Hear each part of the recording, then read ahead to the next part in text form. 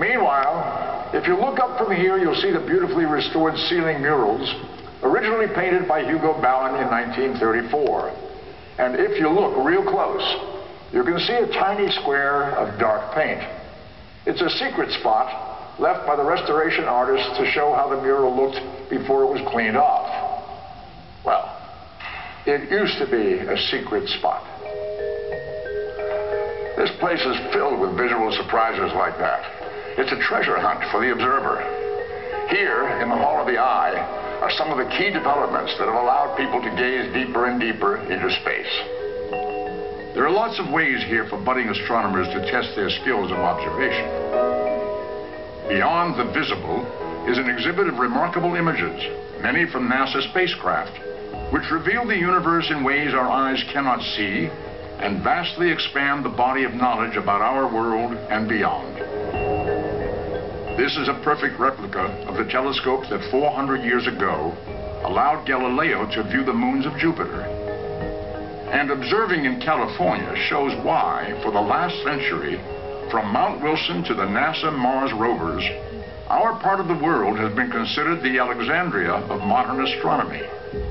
Most people don't really think about the fact that California played a leadership role in the development of world astronomy.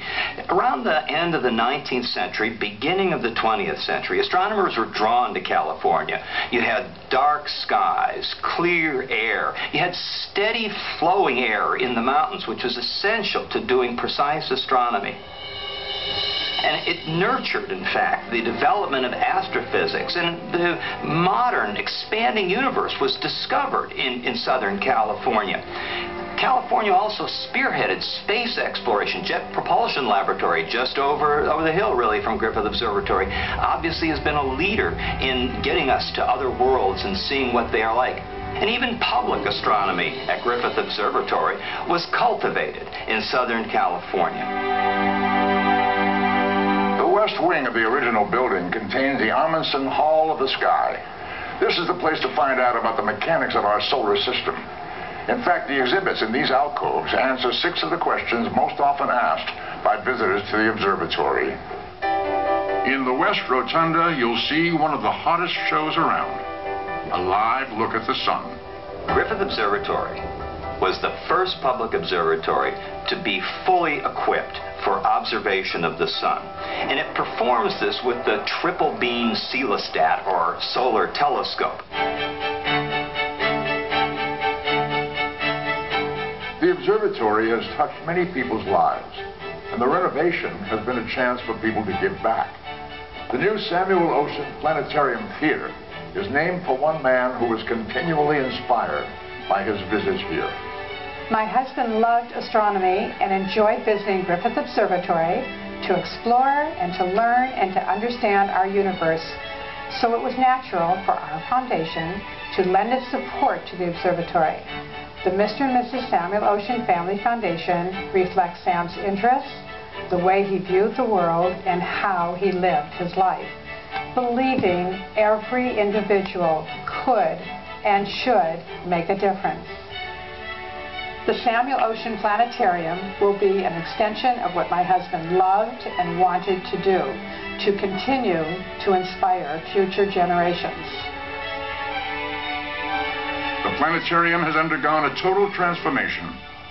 The innovative Griffith Star shows are beamed from the newest Zeiss fiber optic Universarium Mark 9 star projector. And the first of its kind, a digitally animated, all-dome, laser-projected event centered in the universe. It's a cinematic experience not to be missed.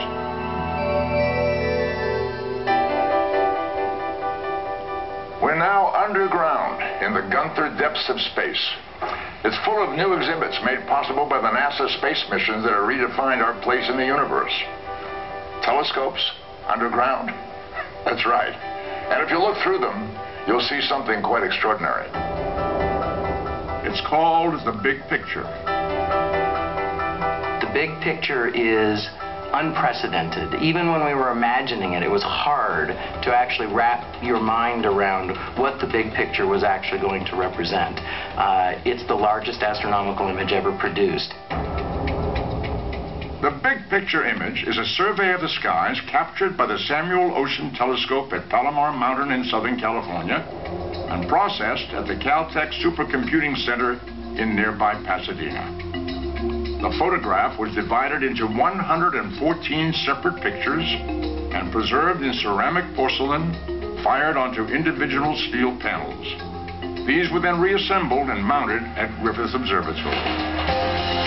Here's the amazing thing about that wall of stars and galaxies. It's a picture of a section of the night sky that would be covered by your finger if you held it like this, about a foot from your face.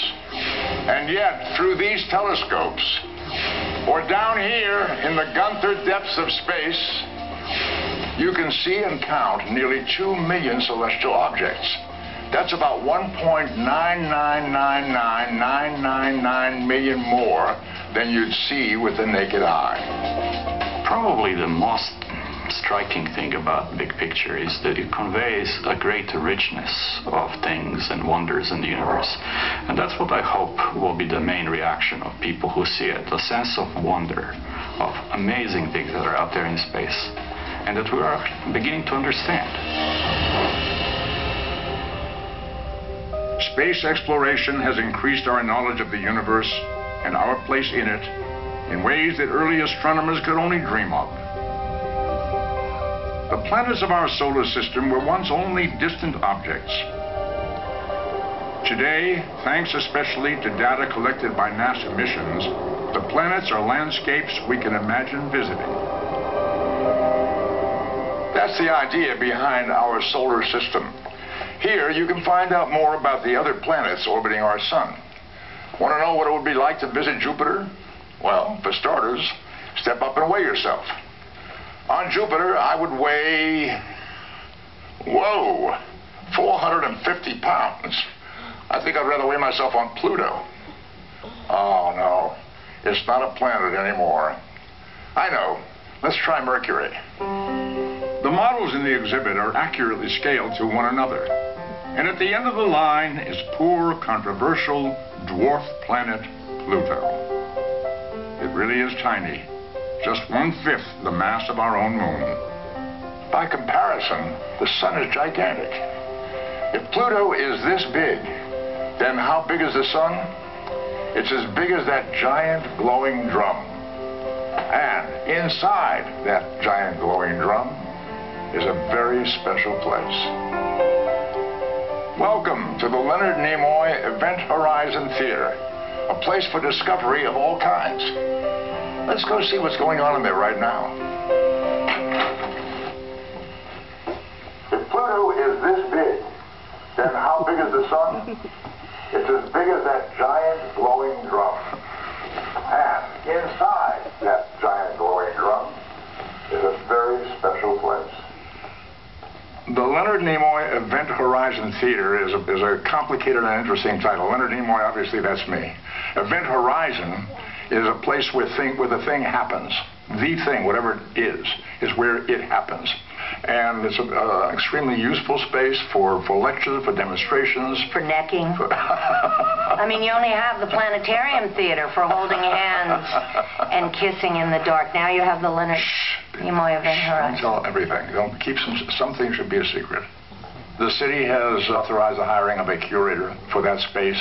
There will be a demonstration. There will be live feeds from NASA or JPL. There will be scientific discussions and explorations. There will be films. I'm very excited about sitting there myself and watching and listening as some of those events take place.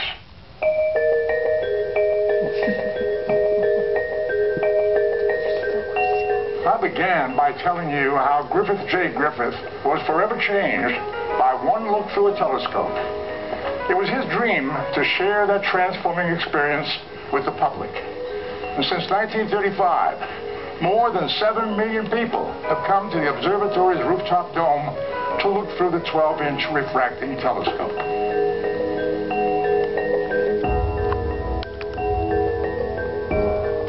More people have looked through this telescope than any other in the world. And each time that happens, one man's dream is passed to another. Griffith J. Griffith's life was transformed when he looked out into the night sky. I invite you to take a look.